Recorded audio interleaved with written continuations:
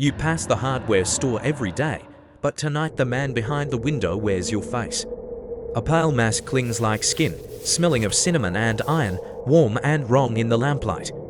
It fits better than any costume. Strangers smile like they already know you.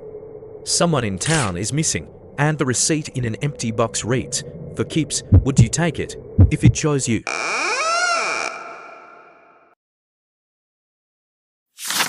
The man who became the mask Harrowsville, Ohio, looked like a postcard town, maple-lined streets, tidy porches, a hardware store that still cut keys by hand. But behind all that small-town stillness was a quiet loneliness that everyone pretended not to feel. Daniel Mercer felt it every day. He was 38, owner of Mercer's Hardware, and the kind of man who liked things that stayed in place. Shelves labeled, bolts arranged by size, the same black coffee from Dunlop's Diner at 6:45 sharp. His life fit inside neat corners, safe, predictable. That's why Halloween always made him uneasy. Masks, strangers, pretending. He never liked it. But that October, Harrowsville planned its biggest Halloween festival, yet new families, tourists, money pouring in. The mayor asked everyone to get festive. Daniel didn't want to stand out, so he went to the only costume shop in town, Caldwell's Costumes, the kind of dusty old place where the smell of mothballs and rubber hung thick in the air.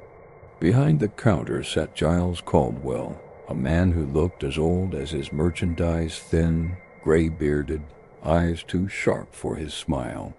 "Looking for something simple," Daniel said. Giles studied him for a moment. "You want something that fits, don't you? Not just something to wear." Daniel frowned. "Sure, I guess." The old man reached beneath the counter, pulling out a small wooden box wrapped in faded tissue. "This one's special. Not plastic, not cheap junk. Real material. Real work." Inside lay a mask that didn't look like any mask Daniel had seen. It wasn't grotesque, no clown paint, no fangs, just human, smooth, pale, perfectly molded. The surface almost shimmered, like damp leather left in the sun. The longer Daniel looked, the more it seemed to breathe. Giles smiled faintly. "Try it. Some faces are meant to find their owners." Daniel chuckled nervously, but the words lodged in his mind. He lifted the mask. It felt cool, heavy, alive. He slipped it on. The leather pressed against his skin with a faint, wet pop. It clung, molding around his cheekbones. He looked at himself in the shop mirror and froze. The man staring back looked better, younger, calm. The eyes seemed deeper. He felt taller, confident. He even smiled differently, smooth, charming, unfamiliar. "How's the fit?" Giles asked softly. "Perfect," Daniel said, and his voice came out lower, steadier, not his own. Giles nodded. "Then it's yours." Daniel paid cash. Giles wrapped the mask again and watched him leave with a smile that didn't reach his eyes. That night, Daniel laid the mask on his kitchen table. The lamplight made its surface shine like polished skin. It almost looked warm. He told himself it was just good craftsmanship. Still, he couldn't resist. He picked it up, traced the edges, and caught a faint scent, something like cinnamon and old leather mixed with iron. Before bed, he hung it in his closet. But at 3 a.m., a sound woke him, a whisper, soft, like breath sliding under a door. He flicked on the light. The mask had fallen from its hanger. It lay face up on the floor, eyes staring at him.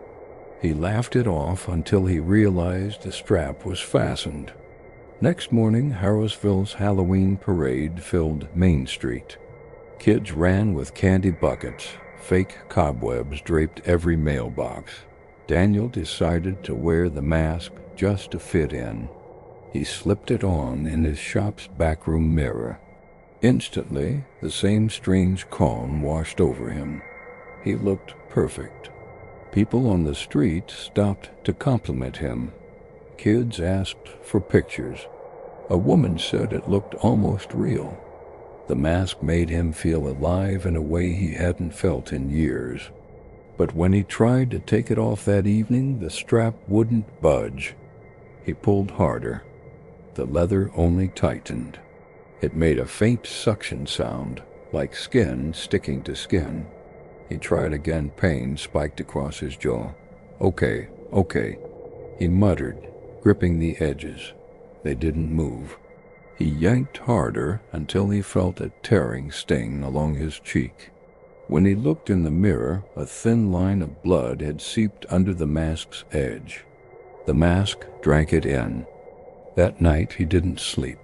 He sat in the dark, breathing through the thin slit of the mask's mouth, listening to a new sound, the faintest heartbeat that wasn't his own. By the second day, panic set in. He called his friend Tom Hayes, a mechanic from 2 doors down. "It's stuck, man. It's literally glued to me." Tom came over, beer in hand. "You serious?" "Try to pull it." Tom grabbed the strap and yanked. Daniel screamed. The mask didn't move. Tom froze. "Jesus, it's like it's part of you." They tried scissors, soap, knife blades. Nothing worked. The next morning, Daniel went to the urgent care clinic.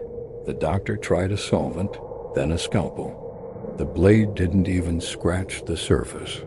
Under the bright light, the edges looked fused. "Is this latex?" the doctor asked. "I don't know." The doctor leaned closer. "Then why does it have pores?" The following week, Daniel stopped answering calls. Neighbors saw him through the window, pacing, sometimes standing perfectly still for hours. At night, they heard him talking to someone, then laughing. Tom checked on him once more. The lights were dim, windows covered with newspaper. Daniel's voice came from the shadows. "Don't come in. I'm not decent."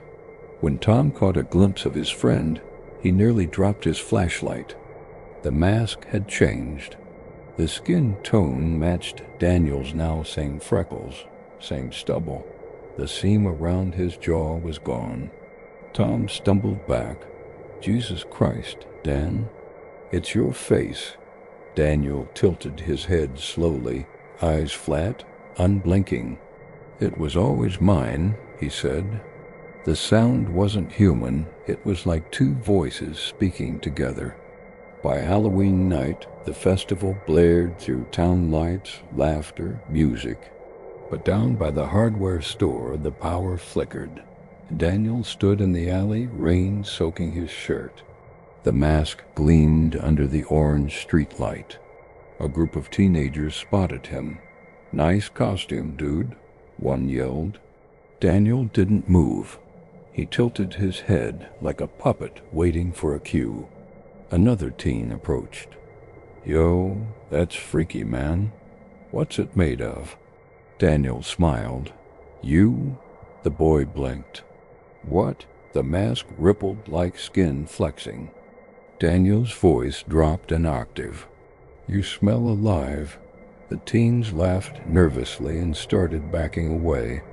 Then one lifted his phone to record. Daniel lunged.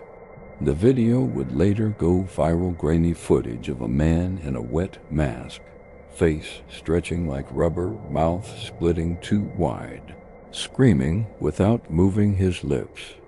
The police came the next morning. The alley was empty except for a single glove soaked in something dark. Inside Daniel's house, drawers were open, walls covered with newspaper clippings, missing persons, all around Halloween. At the center, a Polaroid photo.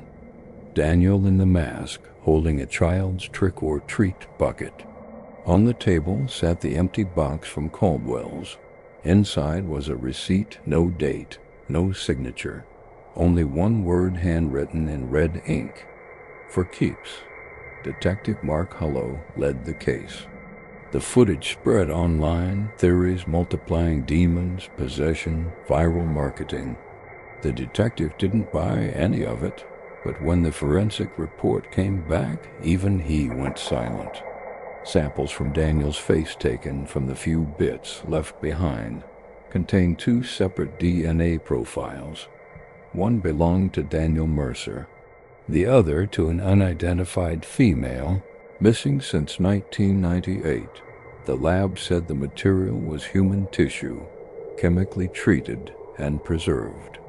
They raided Caldwell's costumes 2 days later. The shop was dark, sign flipped to closed. Inside, police found masks, dozens, some half-finished, some wrapped in plastic, some shaped like children's faces. Each tag carried initials and a date. The oldest, from 1979, they found Giles Caldwell slumped behind the counter, eyes open, face pale. On his lap rested a mask identical to Daniel's, except his had no eye holes. Pinned to his shirt was a note. Every mask needs a wearer. Some just take longer to choose. Weeks passed. Harrowsville tried to forget. But forgetting is harder when the internet won't let go. The video of Daniel in the alley had hit 3 million views. Comments filled with timestamps, watch at 0:43. You can see the mask move. Some said they saw faces inside the leather, shifting like trapped reflections. Then reports started coming in. A man in another town claiming a similar experience. A collector on Reddit selling Caldwell originals. People daring each other to wear replicas. And then, a month later, Detective Hullo received a sealed box at his office. No return address. Inside, a mask. Perfectly clean. Perfectly human. And beneath it, a folded note written in a child's handwriting. For keeps, don't forget. He called for backup. But by the time his team arrived, the detective's office chair was empty, only the mask left sitting on it, facing the door. The security footage showed him sitting still for hours. Then at 2:17 a.m. he stood up, turned toward the camera, and smiled.